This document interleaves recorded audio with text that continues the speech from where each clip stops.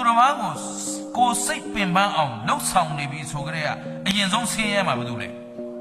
ကိုပဲ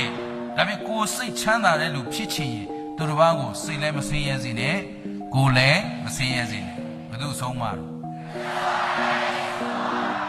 ဘုသူမင်္ဂလာတရားလားမဟုတ်ပါဘူးဦးဇင်းတို့မခံယူရဲပါဘူးเนาะအခုချိန်ထိဦးဇင်းတို့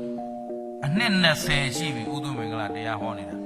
ဦးသူမင်္ဂလာတရားတပုတ်မှမပါပါဘူးရှင်းသလားဒါဘာလို့ဆုံးမနေလဲဒါပြန်လိုက်နာဖို့သိမသိလာပြီသူတော်ကောင်းမှရင်ဘသူကိုမှမဆွဆွဲပါနဲ့ဘသူကိုမှလည်းမကဲရပါနဲ့ငါဆင်းရဲနေတာသူ့ကြောင့်လို့ပြောစရာ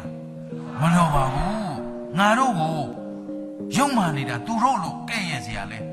မလိုပါဘူးအကြောင်းရှိလို့အကြောင်းကောင်းရင်အကြောင်းမရှိရင်ဘယ်သူမပြုကိုကကောင်းတဲ့အကြောင်းလုပ်ခဲ့ရင်ကောင်းတဲ့အကျိုး